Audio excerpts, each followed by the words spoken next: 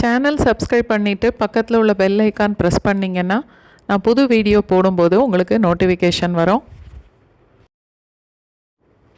பீக்கங்காயை வெட்டி சமையல் பண்ணிவிட்டு அந்த தோலை வீணாக்காமல் அதை வதக்கி ஒரு சட்னி செய்ய போகிறேன்.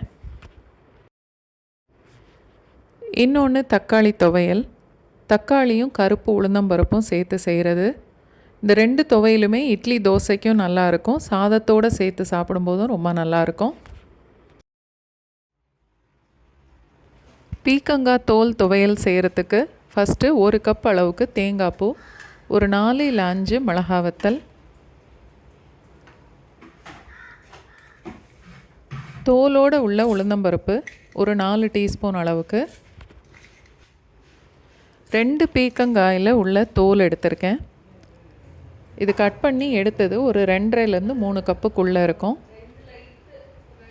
நல்லா கழுவிட்டு இந்த மாதிரி கட் பண்ணி எடுத்துக்கணும்.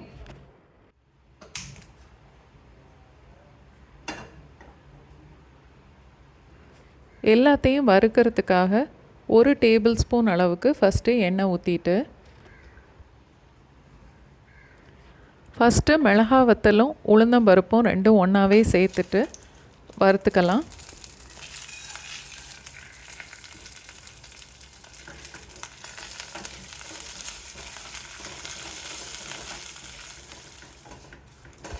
அடுப்பு மீடியம் ஃப்ளேம்லேயே வச்சு வறுக்கலாம்.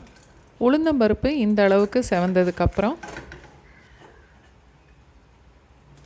தேங்காவையும் அதோடையே சேர்த்து வறுக்கணும்.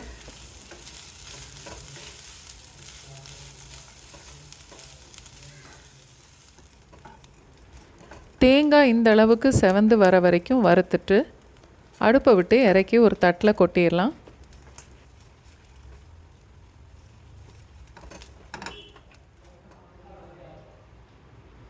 இப்போது பீக்கங்காவோட தோல் வதக்கிறதுக்கு 1.5லேருந்து 2 டேபிள் ஸ்பூன் வரைக்கும் எண்ணெய் ஊற்றிக்கணும்.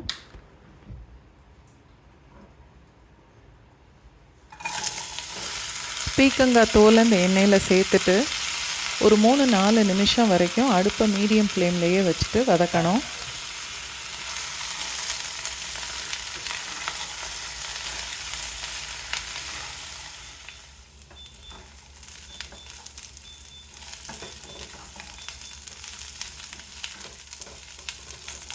ஒரு 3-4 நிமிஷம் வதக்குனதுக்கப்புறம் ஓரளவுக்கு செவந்து அந்த பீக்கங்காவோட தோலும் வெந்திருக்கும். வதக்குனது எல்லாமே ஒரு தட்டில் கொட்டி நல்லா ஆற வச்சுக்கணும். துவையலுக்கு தேவையான அளவுக்கு உப்பு சேர்த்துட்டு, ஒரு நெல்லிக்காயிலையும் பாதி அளவுக்கு புளி சேர்த்தா போதும்.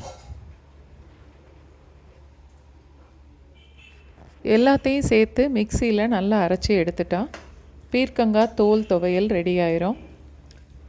வேணும்னா கடுகு, பெருங்காயம், கருவேப்பிலை தாளித்து இதோட சேர்த்துக்கலாம். அது நம்ம இஷ்டம்தான்.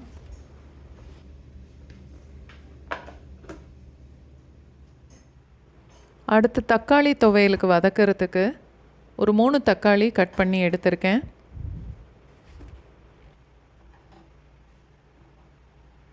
ஒரு 4-5 பல்லு பூண்டு 2ஆக கட் பண்ணி வச்சுருக்கேன்.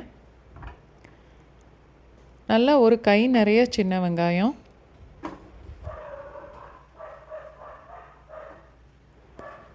அரை கப் அளவுக்கு தேங்காய்,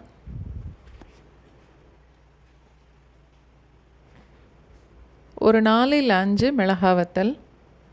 உங்களுக்கு துவையல் நல்லா காரமாக வேணும்னா நீங்கள் இன்னும் கூட 1-2 மிளகா வத்தல் சேர்த்துக்கலாம்.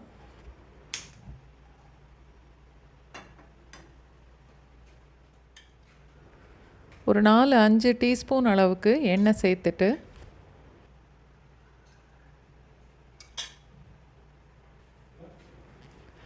தோலோடு உள்ள உளுந்தம்பருப்பு ஒரு 2-3 டீஸ்பூன் அளவுக்கே சேர்க்கலாம்.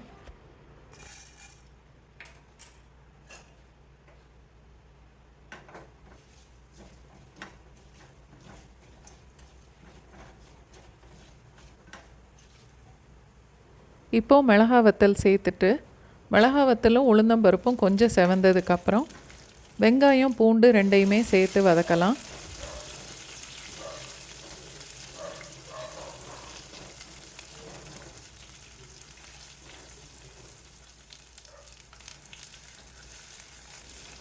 வெங்காயம் பூண்டு இந்த அளவுக்கு செவந்ததுக்கப்புறம் இப்போது தேங்காவை சேர்த்துடணும்.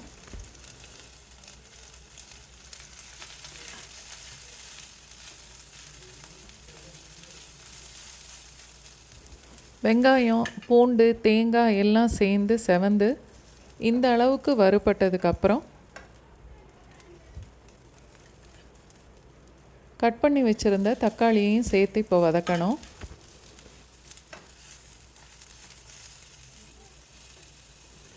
அடுப்பை மீடியம் ஃப்ளேமில் வச்சுட்டு அடிக்கடி கிளறி விட்டு வதக்கணும்.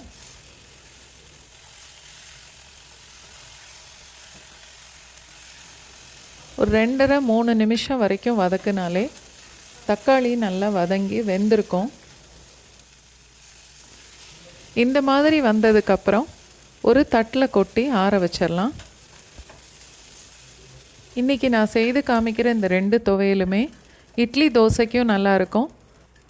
சாம்பார் போட்டு சாதம் இல்லை ரசம் சாதம் சாப்பிட்றப்ப இல்லை வெரைட்டி ரைஸ் ஏதாவது பண்ணி அதோடு சேர்த்து சாப்பிட்றதுக்கும் 2 துவையலும் ரொம்ப நல்லாயிருக்கும்.